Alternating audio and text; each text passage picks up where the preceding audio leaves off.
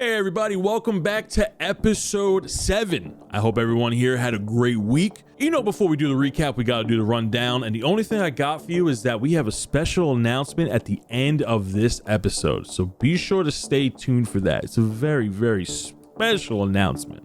Now let's get into the recap. In our last episode, Kemi Joe and the guys joined forces and brewed a concoction to try to take the Bugbear chieftain out. While Kemi Joe was brewing, our heroes decided to take a rest, leveling them up and putting them at level 2.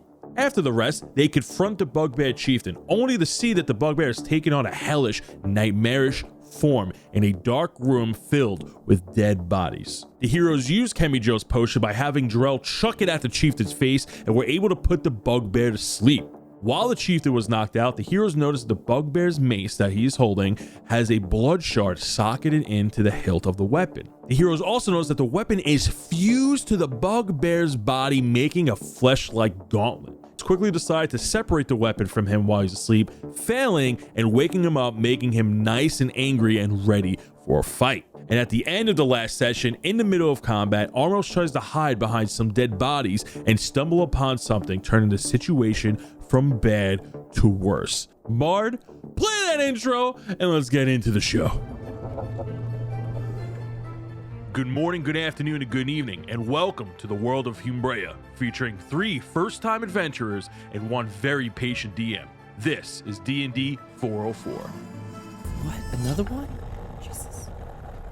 Ooh, I have 15. A 15. As you move closer to it, behind this mound of bodies, you start to hear a rumble underneath and bodies start shifting a little bit the closer you get to it. Reginald looks at you and goes, "Oh, that's not good." Wait, why? What's going on? "Oh, that's not good."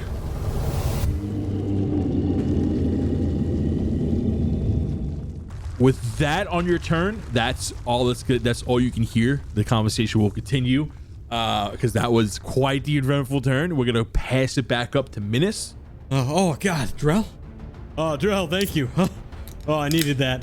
Back to it. I run 10 feet towards Kemi Joe. Okay, so you can get up. That's your action. Your move action is to go towards Kemi. Wait, but I thought when I gave him the health points, he popped back up. He was awake, but he didn't get up. He has to get up on his turn. Okay.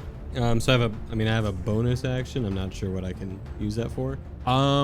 Like if you had a healing potion on, I would let you do that. I have 1 health potion, so I'll take my health potion. Okay, I'll allow it. I don't know if we said before, homebrew rule, we decided to let potions, if they were ready at the belt side, to just be a bonus action rather than a main action, if they're quick drinks, which a healing potion is. Yeah. So if you guys don't like it, you can suck it. Okay, back into the game. All right, 2d4 plus 2, right? Yes, sir. Yep. All right, boom. 4, nice. All right. And 4, fucking A.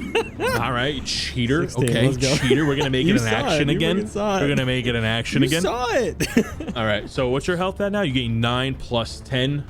So you're back at 19. You feel pretty good. You're feeling pretty good. It then goes down to initiative 12 instead of 8. Oh God. From the center of the room, underneath the bodies that now start to the shaking from the center of the room, you hear a loud groan, dreadful groan, and as from the top of the body start to shudder and fall down, as you see a giant body sit up from the middle of the mound. This giant, it kind of looks, you can't really tell what it is, but it looks like a giant sitting up. It's about 11 feet tall. All the bodies that were on top of it roll off. It has 2 heads. One of the heads is completely drooped down and looks lifeless. It's missing the bottom half of its jaw and looks like there's no reaction from it at all. The other head looks like it has a giant bite taken out of its cheek, pale white eyes. Its mouth is just hanging low, drooling with a mixture of like saliva and blood. And his eyes look lifeless. The rest of his body has random parts chewed out. You can kind of see bones sticking out like he's like a broken arm. Just random pieces of flesh is just removed from him. His body and skin looks rotten, and he just slowly turns his head and he's looking at Armos. That's gonna be this creature's turn, but he is looking at Armos with a long, drawn out groan. And as he's doing that, more saliva and blood fall onto his massive chest. It then goes down to the bugbears and Kemi Joe's turn. So Kemi Joe kind of looks around. He yells over to Minnis. Well, he's talking to Minnis because they're right next to each other. He's like, "What is that over there?" Oh, kind of looking around, scared. He's gonna make a. He's scared. Kemi Joe is scared. Oh God. He failed a check, and he is terrified. He kind of hides behind Minnis. It goes to the bugbear's turn. The bugbear is looking, was looking at Minnis. He watched him run away. He turns around. He sees Armos. No, he doesn't see Armos because Armos is kind of over there. I want to see if he notices him. The bugbear is actually going to look at Drell. He's going to make an attack on Drell with a loud scream. He's going to make a multi-attack towards Drell. Looking fucked up. He rolled a 19. That hits. He's gonna roll with the wing. 17. Does that hit? It does. All right. So he's gonna hit you with his mace. He's gonna hit you with his wing. Hits you with 12 points of damage to the mace across the body. Hits you with his wing. 6 points of damage with his wing as he hits you with the mace and then slices across the chest with his razor sharp bones. Okay, so I'm gonna do my Stone's Endurance reaction. Nice. What does that do? Which allows me to do a D12 plus my Charisma modifier to reduce incoming damage. Sick. So that is an 11 because I don't my Charisma 0. So what was that? 18 minus 11, so 7 points of damage. Nice. Good for you. Good for you. All right. Wow, could have been really bad, huh? Yeah. Okay.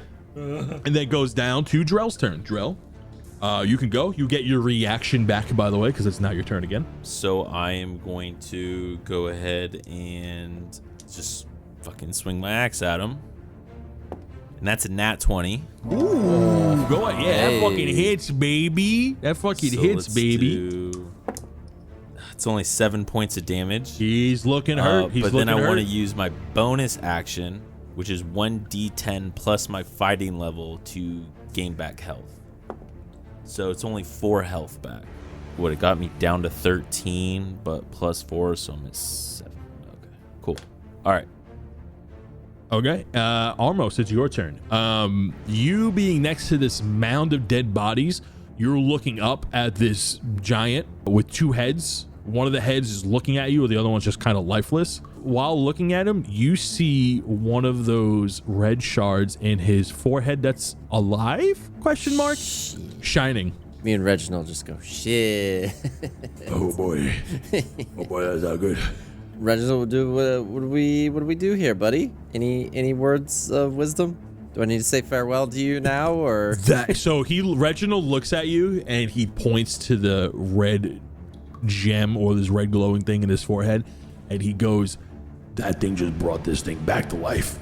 Can I do, like, I don't know what free actions are, but is that like perception where I can like look and see like how well the stone looks in the dude's forehead, or can I assess what the guy looks like?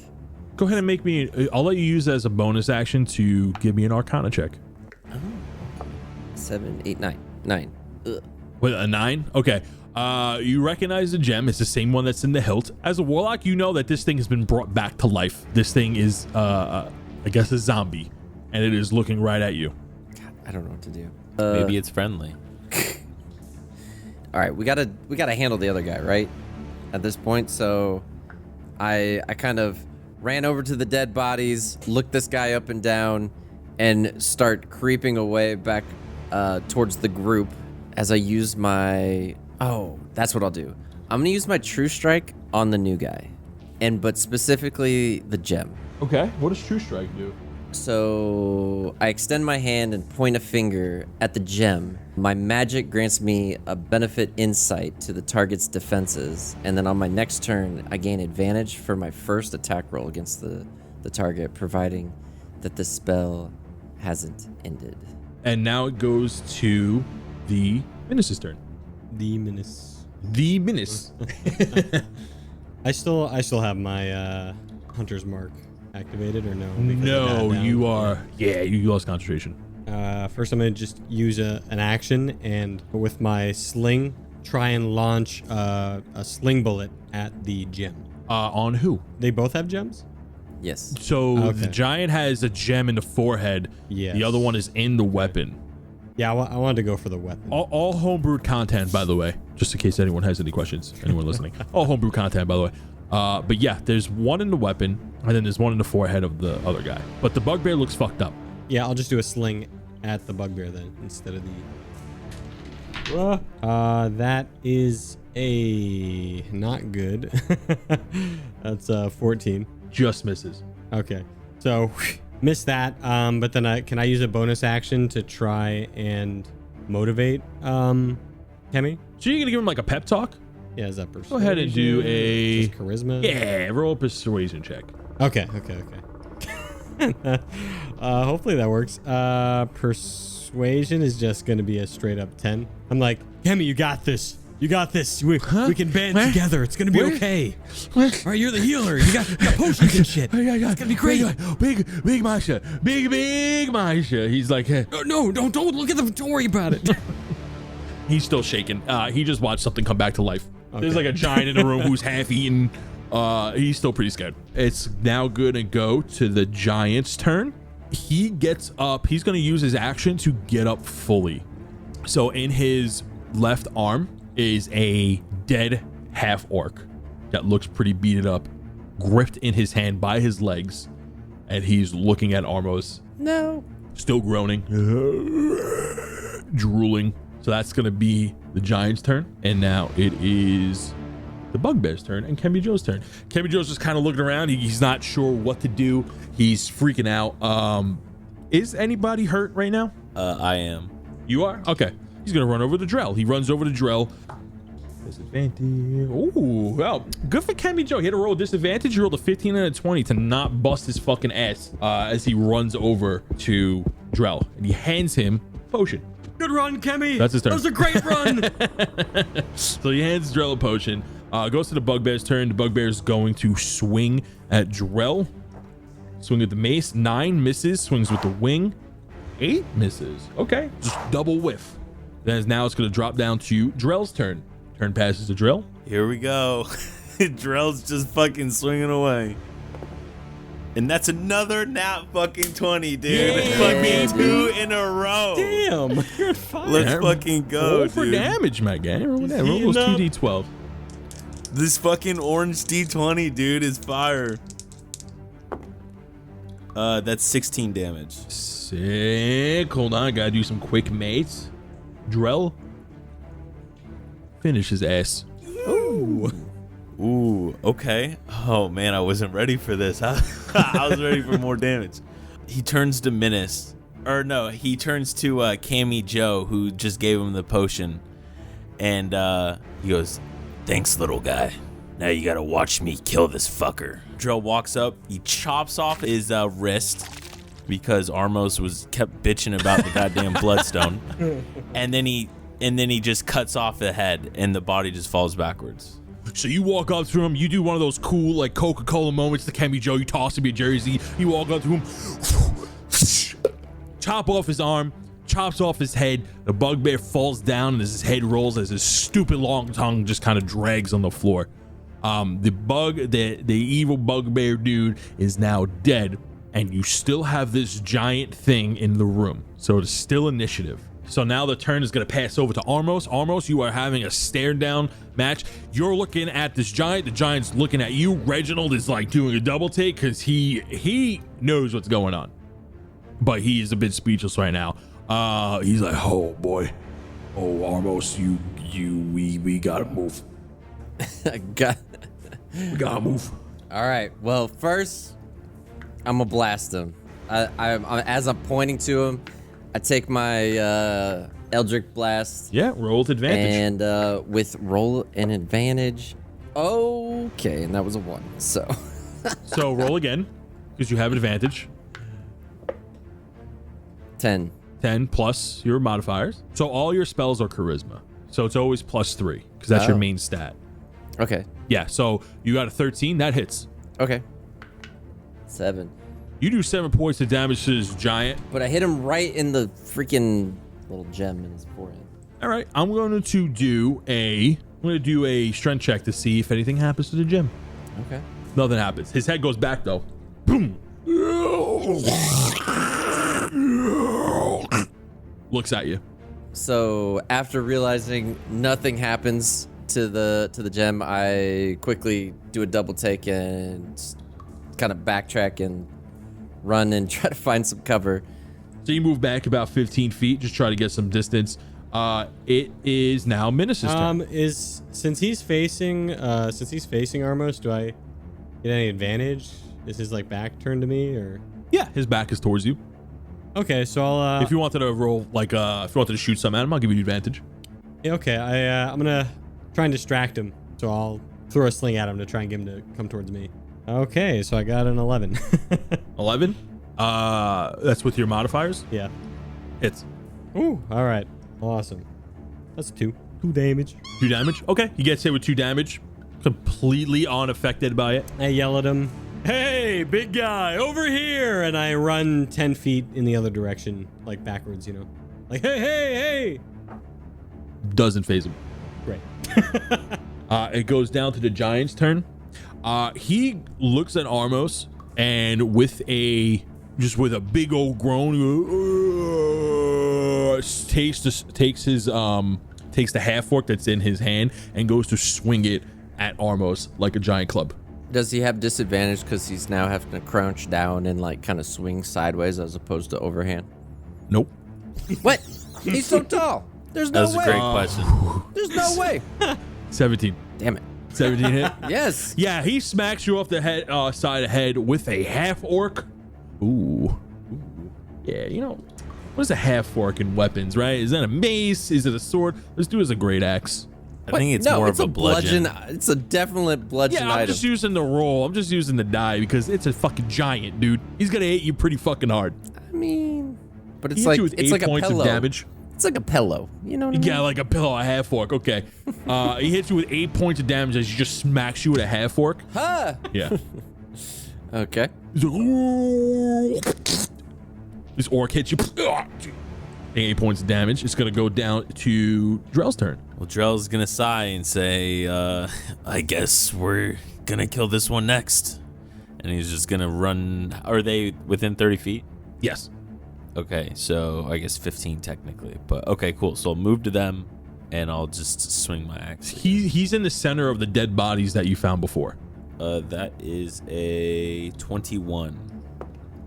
And that is only 3 damage. 3 damage. Cool. Almost. It's your turn. Before doing anything, I kind of yell out to Minnis to maybe he could try to scale the guy and go for the gem. Kind of shout it out. We need to go for the fucking gem in the guy's face. Yeah, I'm getting Seems that now. to be the source of all their power. As you yell over, Reginald's like, "Yeah, that seems like a pretty good idea. Yeah, I would totally go for that too." I just yell back. Instead of swinging "Oh, man, at the dude's feet. That's a great idea. I didn't even think about that. Oh, great idea. Reginald is in his Mickey boxing coach outfit. All of a sudden, he's like, "Yeah, this seems like a great idea. You should totally do that." I think I'm just gonna use my blast again and try to get some distance on him. Roll a hit, baby. All right, let's see what happens. So I'm aiming again at the gem, hoping to, I don't know, knock it loose or something. So I got a 14 plus 3. Hits.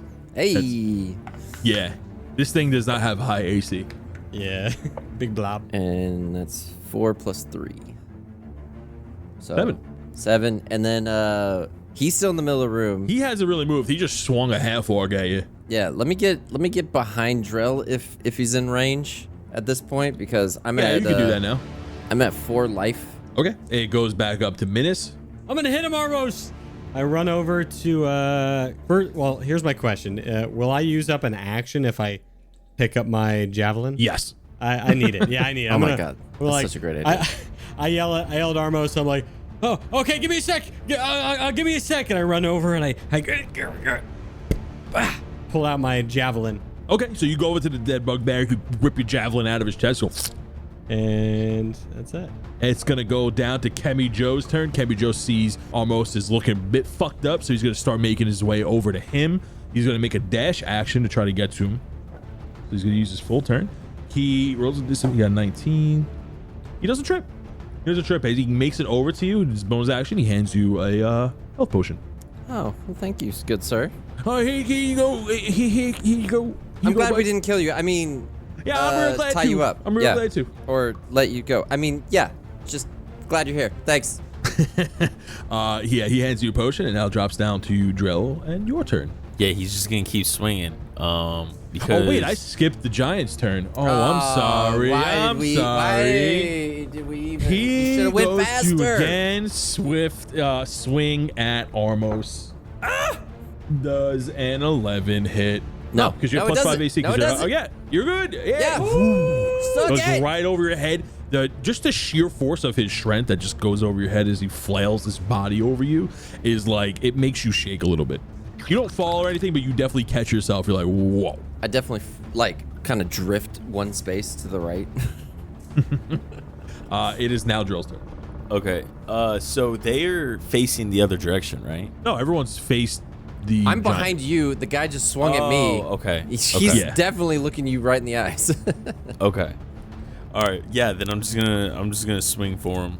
Yep, go for it. I figure we can worry about the blood crystals later on. That's Yeah. 5.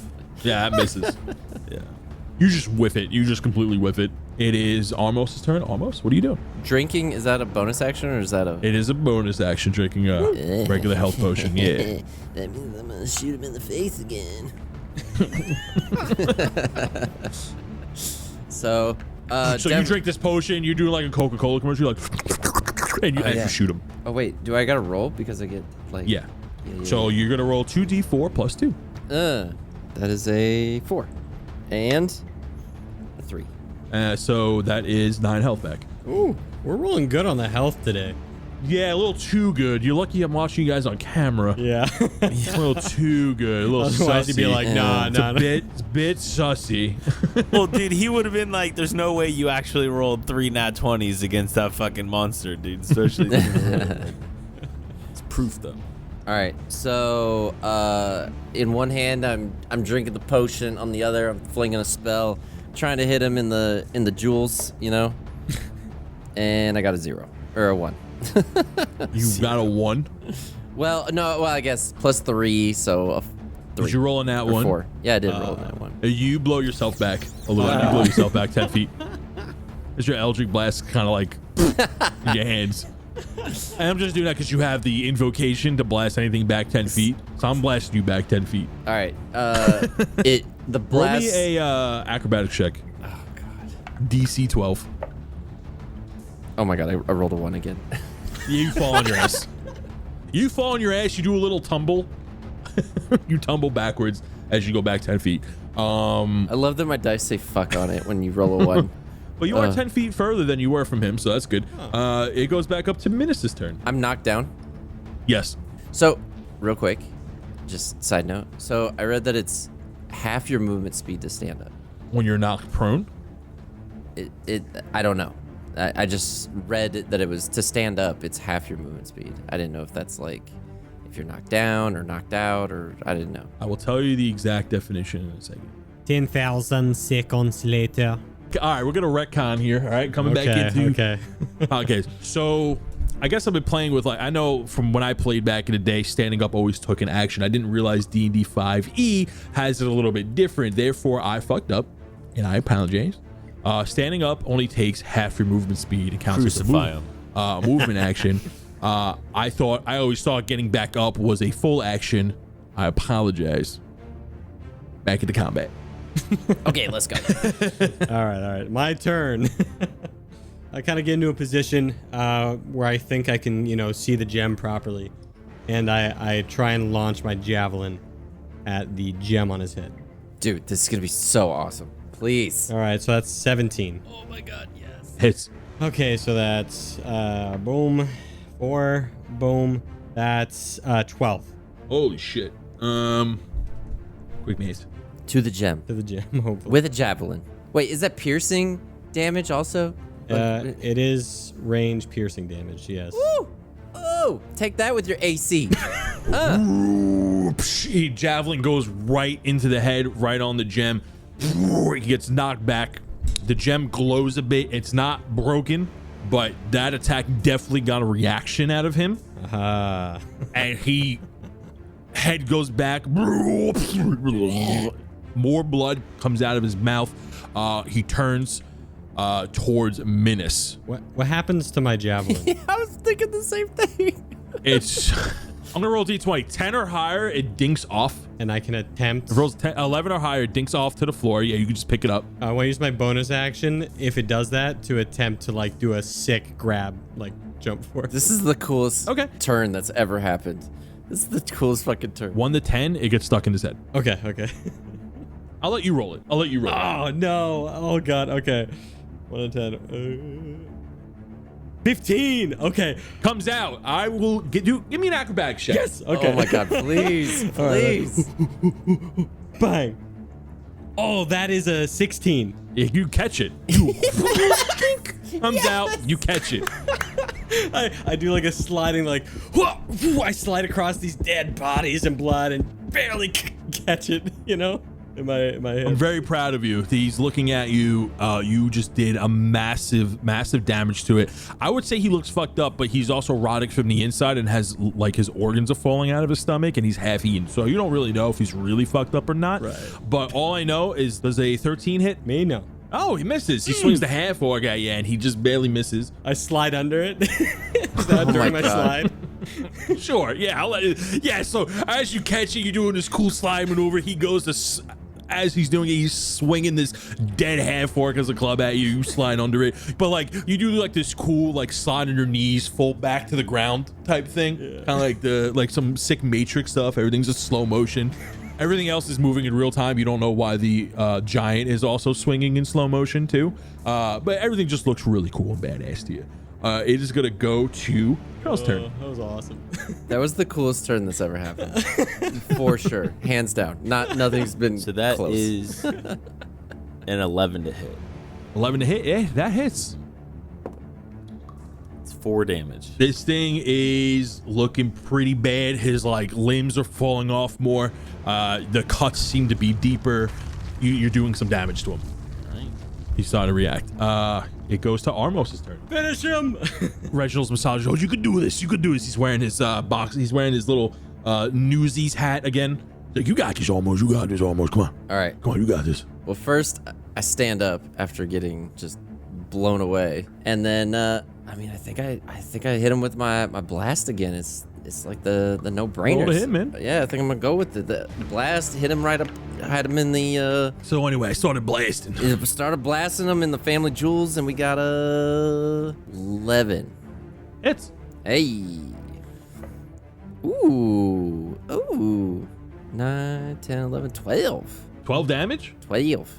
You reach your hand out and you shoot him with this bolt coming from your hands. You hit him right in the head. His face indents a little bit, kind of concaves in. He falls down as a giant tremble erupts from the ground below you. Everything kind of shakes because that's how fat this thing was.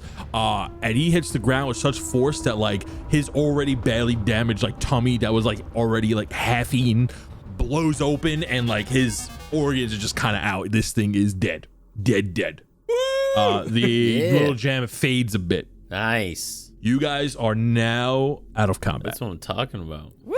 I gotta trot over to Armos. Like, Armos, I pat him on the butt, thinking it's his back. That was a great hit. Well done. Dude, I give Minnis the biggest high five that knocks him over, but just blown away about how cool he was. I meant to do that. Drell, get over here. We're gonna have a hug. Yeah. Come here with your big shield. I'm all about hugging now. Drell just starts wiping off the blood on his axe. No hug. Later. I'll get a hug later. Oh man. Congratulations, boys. You just killed the Bugbear and a giant zombie. Quite literally, a giant zombie.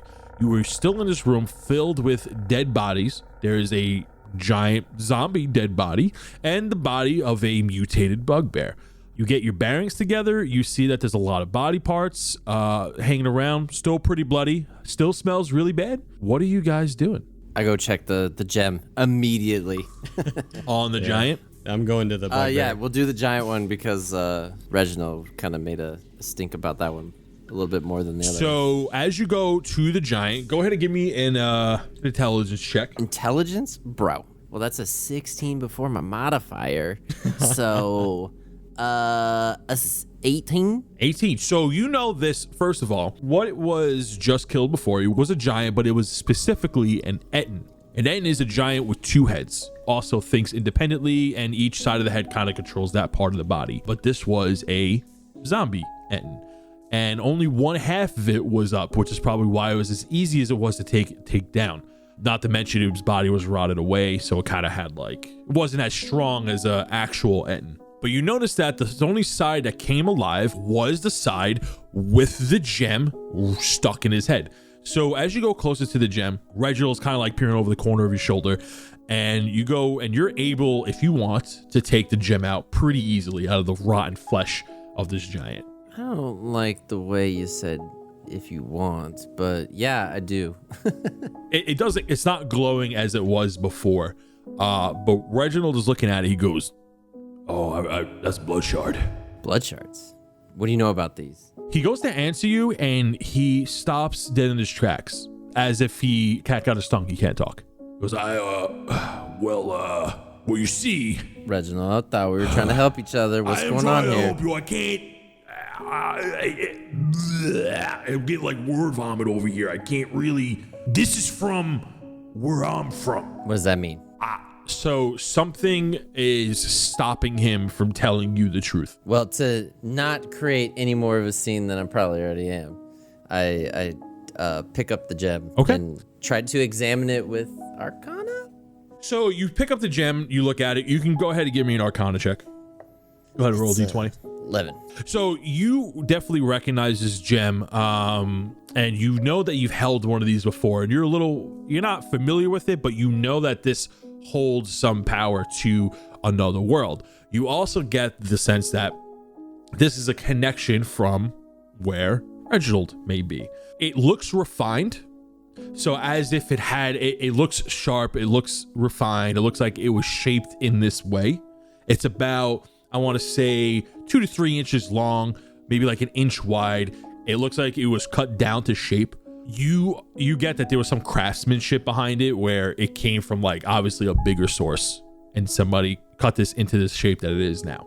I want to compare the two to see if they look identical because there's the other one in the hilt. You walk over to it and these look exactly the same. They both look refined. Just the one that's in the hilt looks like it was socketed for that mace. And me holding it, I don't feel any different or any... No, nothing.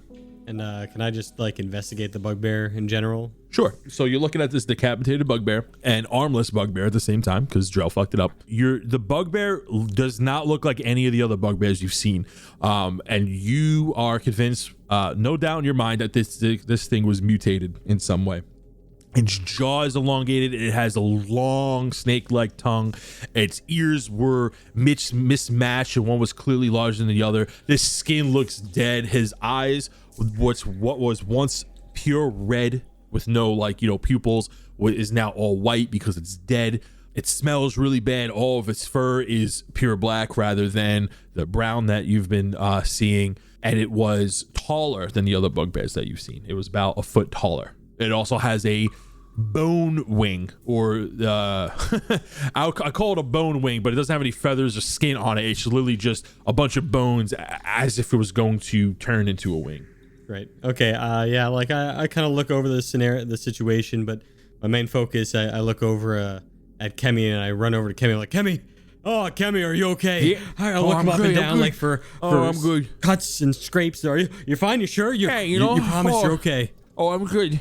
Oh, thank goodness. Oh, man. You know, you added nothing in that fight except for healing, so I was worried you were going to die. I was sure you were going to die, but you're fine. Look at you. Kemi gets up. He's like on his butt for a second, dusts off his knees. Goes, well, I guess I did pretty good, didn't I? You sure? Do you remember that? You remember when you ran over to Armos and you didn't even trip? That was awesome. I'm pretty good on my feet, aren't I? Yeah. Under my breath, job. I'm like that one time. So What are you doing, Drell? yeah, Drell, do you got? He's anything? just soaking it all in, dude. I feel like he's kind of just been sitting there, kind of just listening. I don't know, he's pretty soft spoken, so I mean, he doesn't always have something to say, but like, if I look around the room, is there literally only like dead bodies in the room, or is there anything else? Go ahead and give me a perception check. You go look around the room. Are we all looking around or just him? Sure. Yeah, please.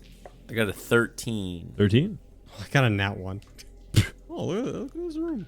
I got 11. 11? room. With a 13. In the back of the room, kind of where you threw the torch, there's actually like a broken in chest. All right. Doesn't look in good condition. You go walk over to it. Looks like it was crushed. Yeah, I'll go over to it and try to open it. All right, you open it. It looks like I wouldn't say it's a big chest, but it looks like slightly bigger than like a Foot Locker size. The lock was busted open already, and inside there are items. There are spoils. So in there you find, let me roll to see what you guys get. I go over to the bugbear head and I just pick it up to take with me. I like tie it to the belt, my belt. Interesting. Okay, you do need Entire bugbear head? Yeah, a whole bugbear head on my belt. Oh shit, you're right, dude. We should probably give it to that lion guy. Yeah, exactly. So you go ahead and you bag up this bugbear head to bring back as proof that you did his little quest. Yeah. Inside the chest there are a number of items. It's mostly bags or tiny like sacks filled with stuff. So in one of the bags you find 2 gems. One of them is like an opaque matted blue gem, and the other one is an azurite gem. It's 2 of the same gems. There's 2 azurite gems in there. In another bag is a bag full of beans. Somebody go ahead and roll me. You're going to give me 3d4. Who wants to pick up this bag of beans? Wait, can we each roll one? Since there's 3 No, of it's us? one person picking it up, right? One person. Okay. Yeah. All right. Do it. Do it. You're there. Do it, Drell. That is 7. 7. There are 7 beans in this bag of beans. And there is a bag of... there's sling ammunition in there. So if you were to use the sling ammo, Minnis, you get +1 to hit, +1 to damage. Oh, sick. You get 30 plus d20 shots. So go ahead and roll me a d20. 14. 14. So you get 30 plus 14 shots. So Armos gets the gems, Minnis gets the beans, and I get the slingshots, right? No. And then, there's a small pipe in there. Looks like it's I'll filled with like the tobacco. Oh, hell yeah. So I guess Drell will look at the slingshots and he'll just look at Minnis and Minnis, take these. I think you could probably use them more than I can. Oh, you sure don't want them? I'm happy to share the bullets. No. Not one? No, you're good. Okay, I appreciate it. Thank Thank you. And Armos, here, take these. You could probably use them more than I can. Oh. And I toss him the gems. Ooh. And then, I'll keep the 7 beans and the pipe. I do want to do one more thing. Sure. What do you want to do? The axe that the bugbear has. It was a Morningstar mace. So you go look at the Morningstar mace, and it is a well-crafted mace. And the gem is socketed. It's still attached to the arm, like by flesh. So you would have to cut it loose. Can we do that and give it to Drell? Absolutely. Drell, do you want to do the cutting? I look at him with my hands up like, hey, this ain't my profession. I mean, is it like do we get a sense it's like a cursed item? There's definitely something magic about the item. Do you want me to do my arcana? Yeah, I mean, I don't want to pick up I don't want to start using a random weapon that an evil dead bugbear that poked people's brains. Like, well, I'm holding one of the gems in my hand, and I don't feel any different. You're also a warlock, bro. Like, I'm a fucking... Look, don't talk about Reginald like that. Who? Nothing. Anyways, I do an arcana check to see if there's any evil, I don't know, presence of me touching it or getting near it. Roll me an Arcana check. Ooh, 17. With a 17, you know that this item is magic. You also know that its power comes from the gem. The gem is infused into the mace. Cammy Joe comes over and he goes, oh, that's an infused weapon. What does that mean? What does that mean? So Cammy Joe is a bit familiar. Let me see how familiar he is. Oh God. So he goes over, he looks at the shard. He goes, that's a blood shard. That's like what's left over what happened all those years ago. You know, I haven't seen one in person, but I know, people look for these, and we see them. We don't see them in use where I'm from, but we have buildings designated to study these at the Sigil College.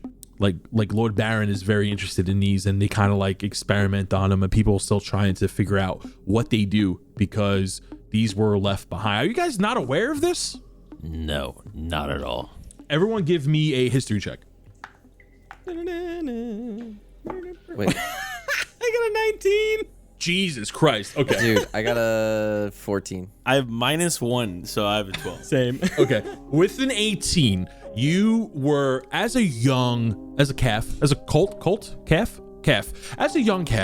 your mother used to tell you stories that if you used to wander beyond the tribe's borders, that something would take you away to an evil place. And they said this used to happen to children who used to disobey their parents whenever they were being bad, that if they ever wandered out or weren't listening to their parents, they would be snatched away to another world. Kids that you may have gone to school with used to like talk about rumors of this happening, because that story that you hear, that children's scary tale, what does stem from a piece of truth. You know that way back when, years and years ago, that people would just randomly disappear. Your clan was, so you had some elders that kind of grew up. Nobody that was around during the Red Catastrophe, but stories that have passed down. You know that when a Christo came, all these monsters would attack and everything like that. When he left, there was a new type of ore that was left behind in the world of Ubrea, known as the blood ore. They were like veins and veins of like this reddish mineral or material. So Kemi goes, yeah, that shard is a refined version of the blood ore, as we call it, from the Red Catastrophe years and years ago. So people have kind of, put that in weapons now to make them stronger. This seems like what's caused the bugbear to go nuts. I'm asking Kemi. Yeah. Like, what is the correlation? Like, if we use it, are we safe? Or Well, I'm trying to get information out of I it. haven't seen anything like this before, but it would make a lot of sense if that was the case, because you can see how it was kind of melded to his arm. A lot of people don't really know the long-term effects of these shards. We just know that like the queen ordered like a mass, she put out a ruling that the Red Guard would have to confiscate any blood or weapons or shards that they come across. She kind of wants to take them. She's been wanting to keep them out of citizens' hands. It's very weird that a bugbear would have one. I have seen people use it before, or at least heard stories of people using them because they're just better weapons, but a bugbear to have one, that's weird. And especially a bugbear that looks like this, I'm only going to assume that it messed with his appearance.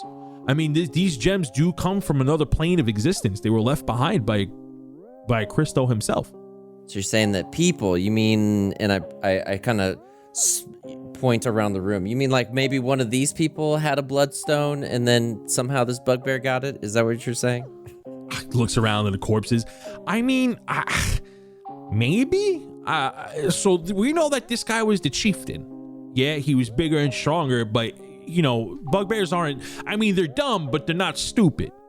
So like, there's a pecking order here, and that's a really nice mace. So it's possible that when they ambush somebody, that could have been on whatever they were carrying.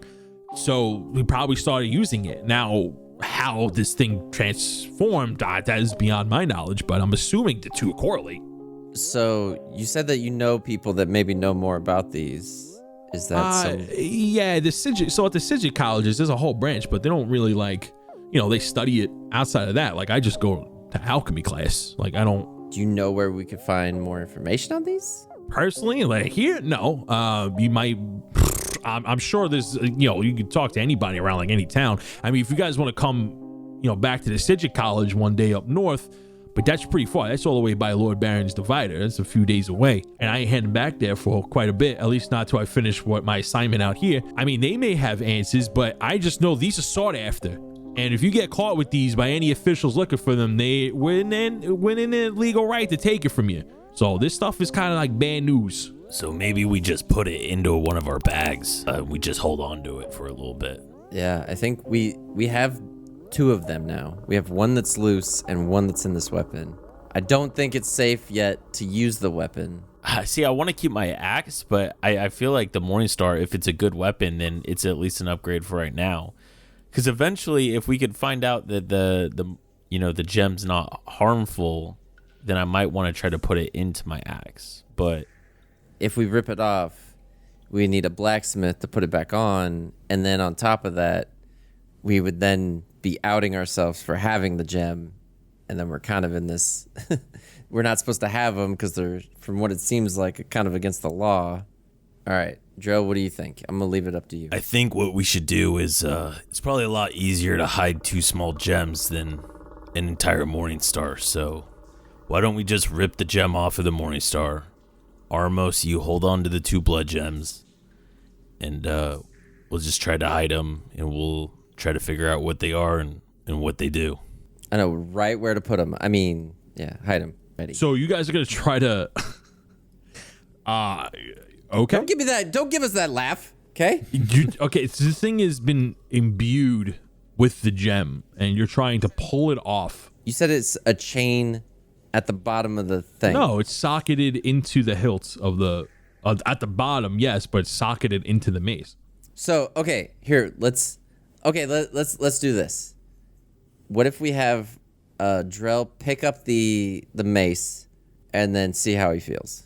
Yeah, but I mean, because I just did a search on it. So okay, I guess I don't know the full reaches of my power. So if I do an Arcana check, would I have noticed an evil entity or something evil with the thing by doing that? Oh, or do yeah. Did you what'd you roll? What'd you roll? I rolled like a 17, right? Really high. Yeah, it was 17? Like a 17. Yeah, it's fucking evil. Okay. Super evil. We didn't get that last time, so My bad. That's I apologize. Yeah. This thing's fucking evil. Got it. Okay. Yeah, that's what. So thank goodness. That's what I'm trying.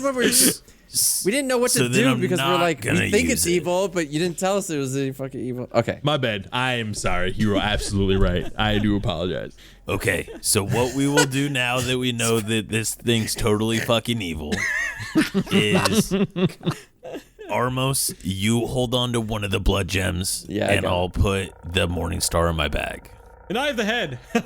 Dude, by the way, big brain. Look, you know what? You're small fry, but man, you got a big brain over there. I do?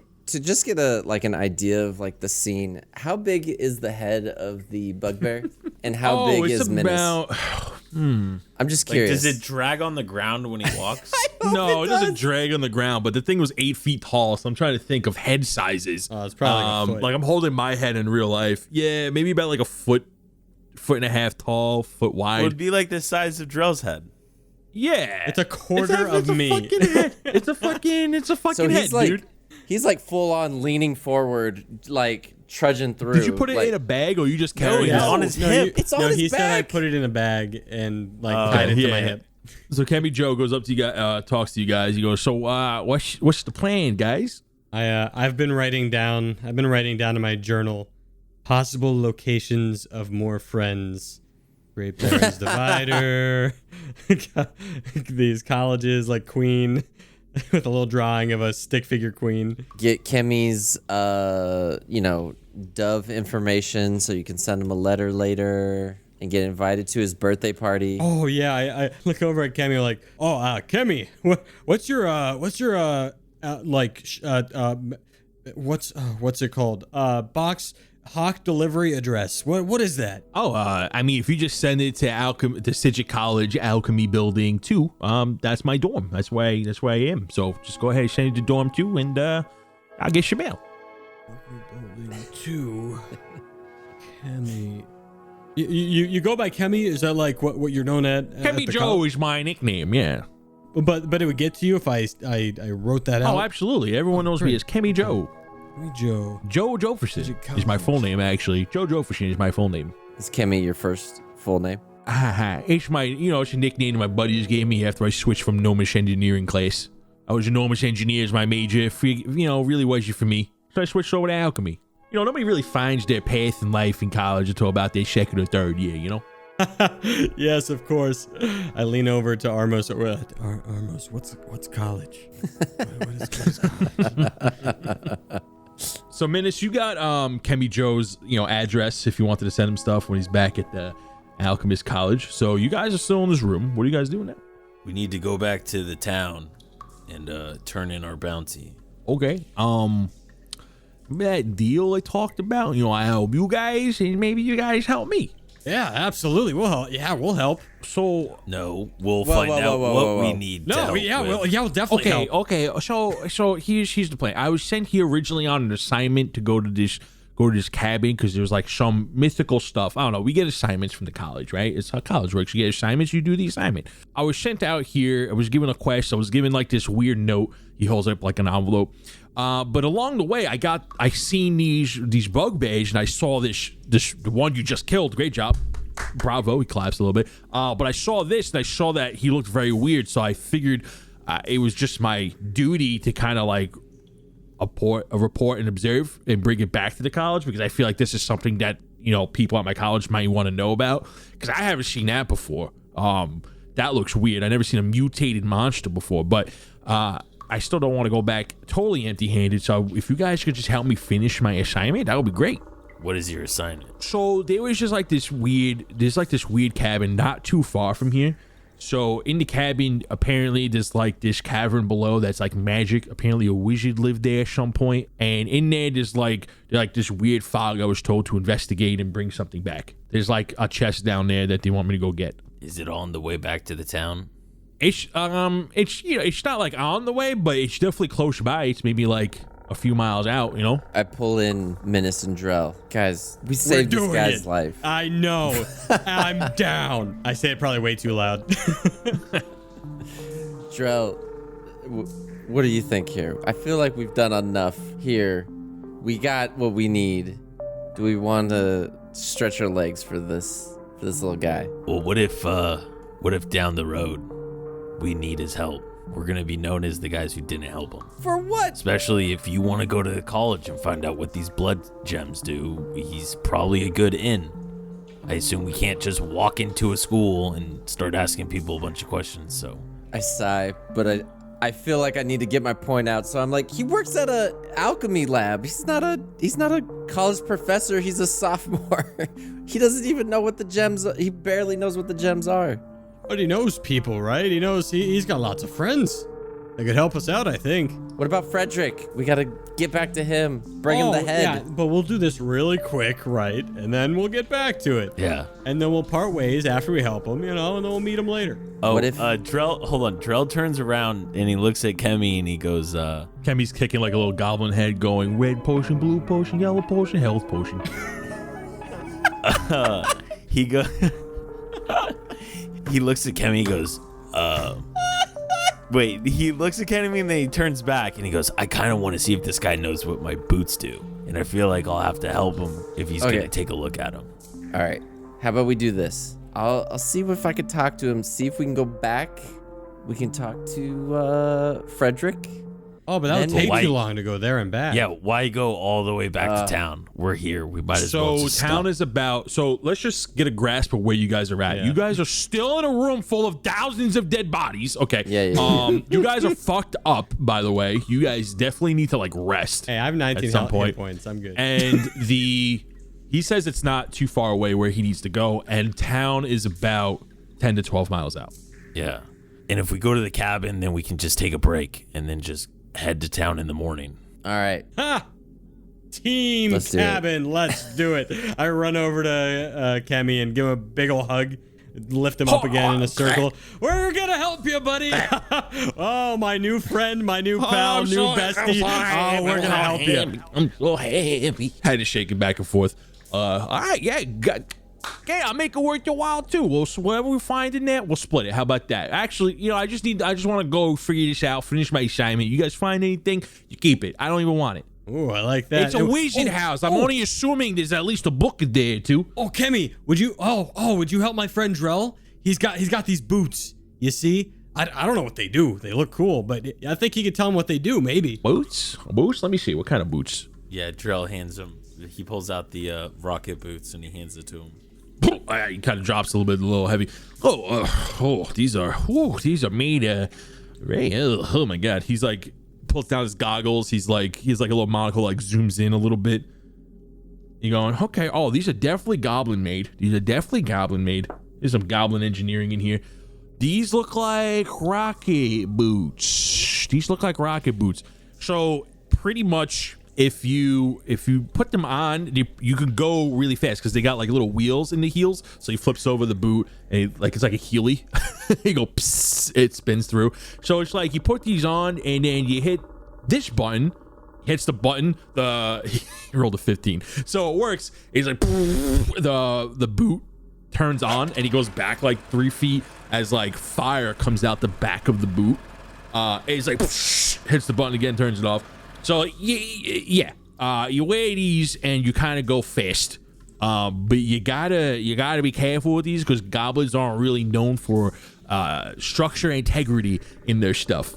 But it looks like you could travel a bit of distance with these bad boys. So if you look at the boot, it's like a leather boot, and along the bottom of it is like a metal brim encasing the sole of the shoe, and in the boot has like a little wheel, and on the corners of the heel like 2 little rocket shaped propellers. So like, and there's like a button there. So if like from what the demonstration you just showed, if you hit that button while wearing the boots, you're gonna go forward X amount of feet. Is there not like a set distance or? He's not too sure. You would have to roll for it, but you would definitely move double your speed without using a dash action or anything like that. But I'd have to put them on and take them off. Yeah, like in the middle. Yeah, these are boots. Yeah. So I guess we agree to help Kemi. Before we leave, can we just kind of do a little search in the? At this point, we're so immune to the smell and the blood and the gore that's around us. Could we just do one final check in the dog pile of bodies that are in the middle of the room that we're not missing anything? Yeah, give me an investigation check. All right. Never mind. It was a good old 4. Oh, sorry. 4, I got 12. I got an 18. 18. So you're looking at the pile of dead bodies that were piled, but now kind of scattered around because the giant rose from them. You do see different races, and you can't find a body that's like wholly intact. A lot of them are like ripped at the stomach. All of them have holes in their heads, as if you can determine the bugbear tried to shove the gem into them and didn't take, or from what you've seen didn't take, because none of them are zombified like the giant was. There are a mix of elves, children, like human children. There's some dwarves in there. There are some gnomes in there as well, and halflings. You do find a dwarf in there with a familiar beard that you heard earlier in town. He has a big bushy beard. He has a patch on him. He's missing a leg and he's missing an arm, but on the vestment of his jacket you see a bunch of berries, like a patch of berries. So that was the guy they're having the funeral for. Berries. Yep. Oh, yeah. Barry Do we don't Yeah. see the kid, right? What about the kid? The little. You do not see the kid. Can we take the patch? That way we can bring it back to town. Yeah, you can take the patch off his vest. Sure. All right. Cool. Well, let's head out, I guess. Let's get out of here. So you guys make your way back. You kind of have like a bearing, like you know where you are. You have your bearings for the place by now. You don't see any movement. There are no more bugbears around from what you've seen. So you kind of just walk out. It is nighttime. From where you look in the sky, where the moon is and everything, it's not dead of night. It's about maybe like 9 p.m. It's spring, by the way. I don't think we ever talked about which season we were in. We are in spring. So it does get dark, around like 8 o'clock, 9 o'clock or whatever. So it's about 9 o'clock at night. It's cool. The breeze finally hits you. You've been outside for the first time in hours, and you've been around dead bodies. You guys fucking smell horrific, but you're just glad to finally be outside. Kimmy Joe goes, okay, so if we head north, points east. If we head north, that's where the cottage is. It's just beyond some tree lines. He's looking like there's no tree lines over there. Okay, hold on. Oh, okay, that's north. So he points north, gets his bearing straight. He looks up at the North Star. Okay, that's north. Okay, so if we head north, just beyond the wooded area over there, there should be a house, and I think that's where it is. That's where my map says. He unfolds the documents from the letter, from the envelope that he was shaking earlier, and he has a map, and it looks like it's not that far away from where he's pointing. So, what do you guys want to do? I want to ask him for another health potion. Yeah, he goes ahead and grabs. He tosses you one. Okay, so now I'm up to 3. Hell yeah. And I'm Drell's ready. Yeah, do we just want to head there? Yeah. Just had a huge battle. We're just we're ready to keep going. No, we should long rest. We should long fucking rest somewhere. Well, it's only a mile away. What time of day is it? Can we tell by the sun? It's around 9 at night. Yeah, let's, I guess, take a rest then for sure. Because I need to get my stuff and... So here's the options that you have to weigh as new players. Do you want to rest in the cabin where you're sheltered, or do you want to set up camp outside of Bugbears where something could potentially happen? Yeah, I don't want someone to steal our shit again, dude. You get an owl bear stole your lunch. Cabin. Yeah. All right, let's go to the cabin. Yes. All right, go to the cabin. We find our way to the cabin, hopefully. So you guys head north about a mile. You cross the main, so as you're walking over some hills, some grassy hills, you don't really see any wildlife that seems dangerous. You see a couple of rabbits, some deer running around, and then beyond the view, you do see some trees past the main road. So you cross over the main road. You don't see anybody walking around because it's late at night. You head into the woods, and Kimmy Joe takes out his map. He goes, okay, we need to go up. We need to follow. We're looking for a green benchmark, like a green tree benchmark or something. He looks around. Everyone give me an investigation check as you're looking for some type of green marking on a tree. If you have a nature check. 17. 17? I got Yeah, you guys found it. Oh, yeah.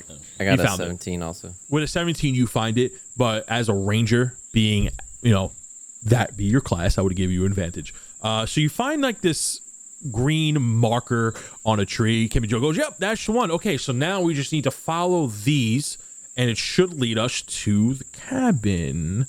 You guys get deeper to the woods. These woods aren't super thick or anything like that. You do hear some movement around you, some wildlife, nothing that really throws you off. You do see a dirt road as the woods tend to clear a little bit, and you see a nice little cottage just beyond the way.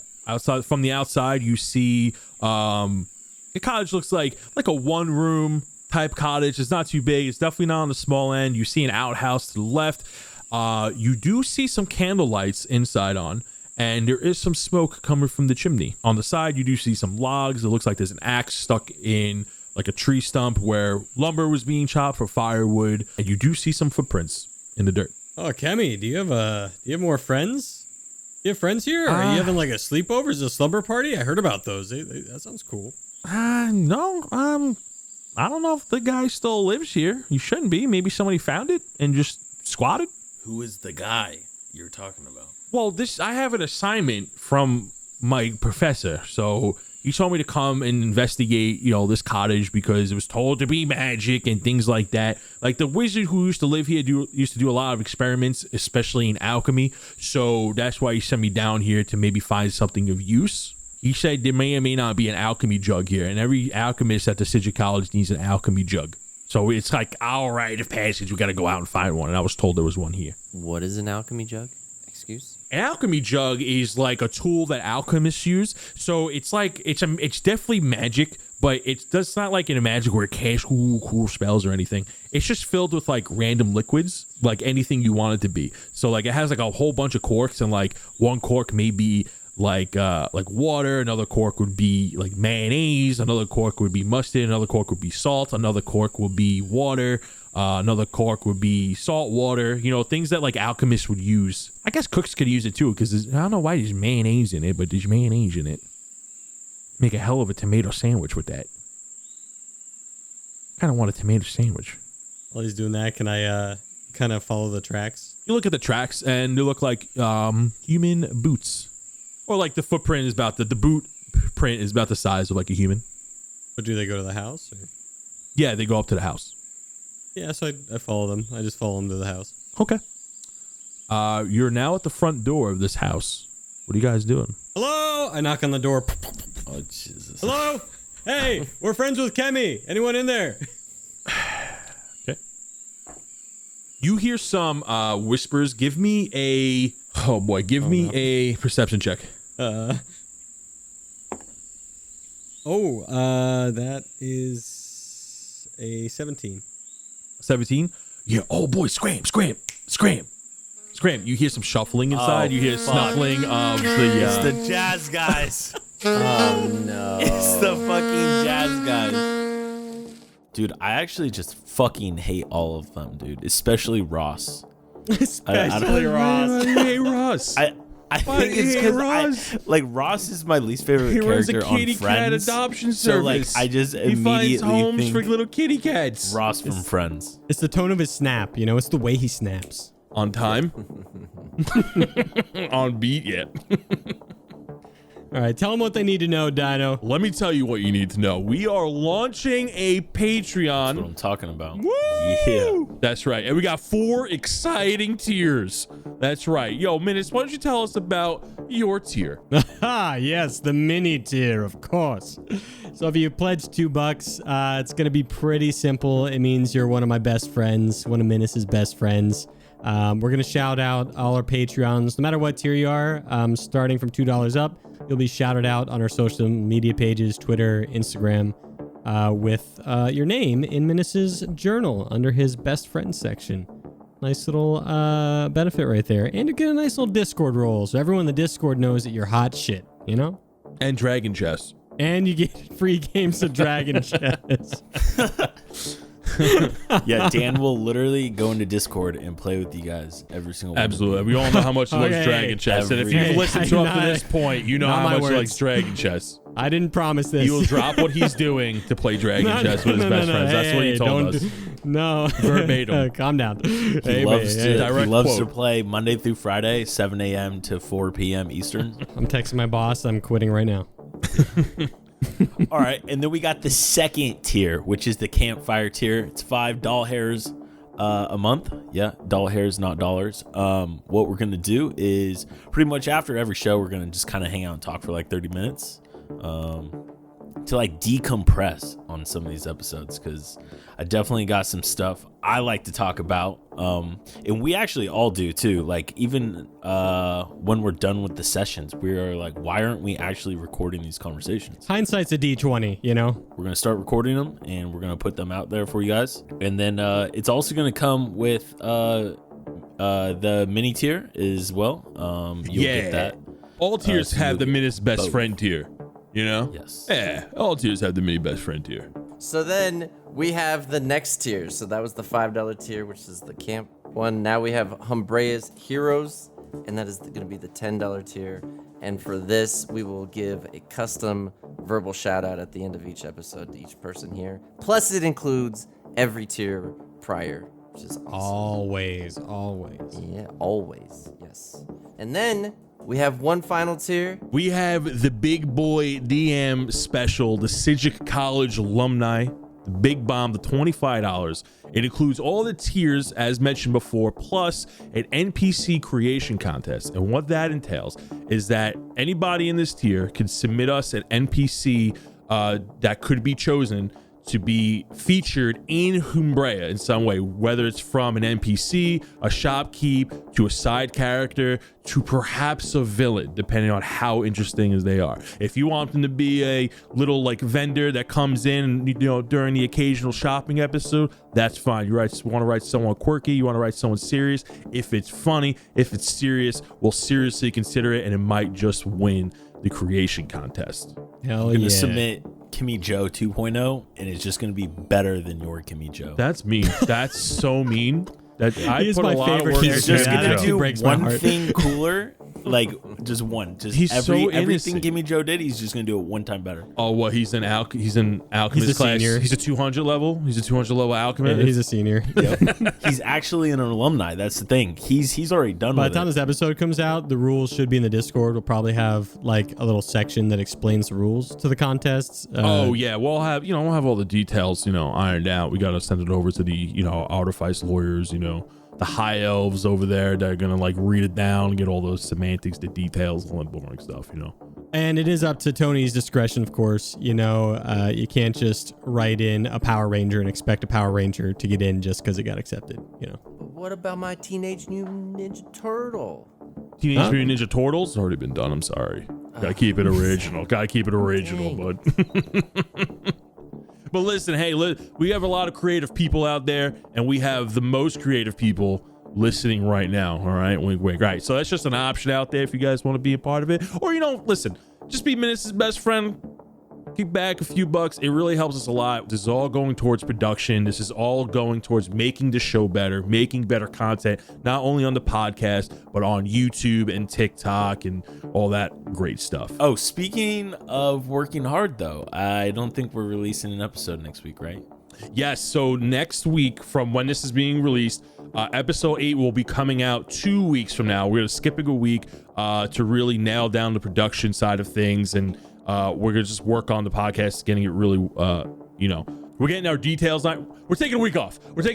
And it's gonna next episode 8 is gonna come out 2 weeks from now. We got some stuff we want to make sure it's good. So we're just taking a 1 week break, and then we're gonna come back with regular scheduled episodes. They're gonna be bangers. You're gonna love them. Absolute bangers. So yeah, check out the Patreon, check out the Discord, check out the socials. Add us on Twitter, TikTok. Come in the Discord. Come say hi. Bully Minnis, or be his friend who you play Dragon Chats with them. Ask us how we're doing. We're a little lonely. So, come hang out. It's a great time. Thanks for listening to this episode. Thank you for listening to our long ass announcement about Patreon. And thanks for all the support you guys are giving. We really do appreciate it.